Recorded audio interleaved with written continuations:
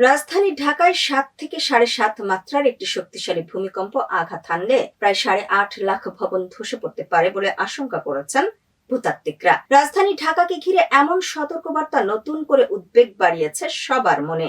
জনমানুষের উদ্বেগটি বিশ্বাসযোগ্যতায় রূপ পাচ্ছে। গত ২১ নভেম্বর নরসিংদীর মাধবদীতে ৫.৭ মাত্রার ভূমিকম্প হয়। এতে ঢাকা সহ আশেপাশের এলাকায় বড় কম্পন অনুভূত হয়। হেলে পড়ে অনেক ভবন। ওই ভূমিকম্পে সারা দেশে ১০ জনের প্রাণহানি ঘটে। সে সময় মৃত্যুর পাশাপাশি শত শত মানুষ আহত হন। এরপর নরসিংদীর চেয়ে কম মাত্রার একাধিক ভূমিকম্প হয়েছে। কিন্তু প্রশ্ন হচ্ছে, বড় ভূমিকম্প মোকাবেলায় কতটা প্রস্তুত বাংলাদেশ, আর কি করলে কমানো সম্ভব ভয়াবহ ক্ষয়ক্ষতি? এসব নিয়েই আজকের বিশ্লেষণ। সাথে আছি সুমি হাসান।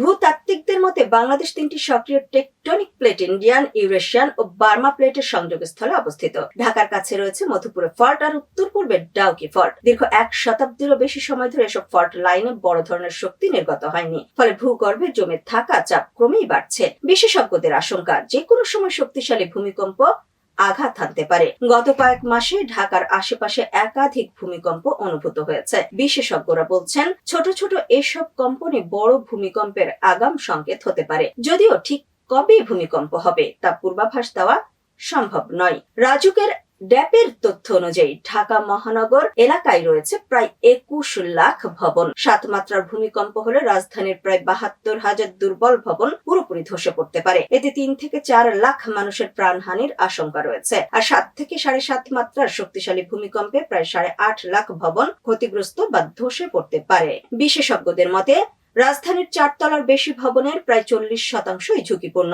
কারণ ঢাকার বড় অংশ গড়ে উঠেছে জলাশয় ভরাট করে। নরম মাটিতে তীব্র কম্পনের সময় লিকুইফ্যাকশন বা মাটি তরলের মতো আচরণ করতে পারে। এতে বহুতল ভবন হেলে পড়া বা মাটিতে দেবে যাওয়ার ঝুঁকি থাকে।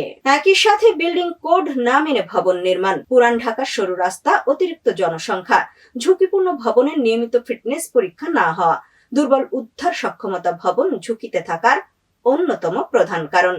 বিশেষজ্ঞরা বলছেন, ভূমিকম্প প্রতিরোধ করা সম্ভব নয়, তবে আগাম পরিকল্পনা, মানসম্মত অবকাঠামো এবং কার্যকর প্রস্তুতির মাধ্যমে প্রাণহানি ও ক্ষয়ক্ষতি ৮০% পর্যন্ত কমিয়ে আনা সম্ভব। এজন্য নতুন ভবন নির্মাণে বাংলাদেশ ন্যাশনাল বিল্ডিং কোড কঠোরভাবে বাস্তবায়ন এবং পুরনো ও ঝুঁকিপূর্ণ ভবনগুলোকে রেট্রোফিটিং বা বিশেষ প্রকৌশল পদ্ধতিতে আরো শক্তিশালী করতে হবে। এছাড়া দুর্যোগ মোকাবেলায় পুরান ঢাকার সরু সড়ক প্রশস্ত করা, পর্যাপ্ত খোলা জায়গা ও আশ্রয় কেন্দ্র গড়ে তোলা, কমিউনিটি স্বেচ্ছাসেবক ও উদ্ধারকারী দলের সক্ষমতা বৃদ্ধি এবং রাজধানীর ওপর জনসংখ্যার চাপ কমাতে বিকেন্দ্রীকরণের উদ্যোগ নেওয়ার পরামর্শ দিয়েছেন তারা।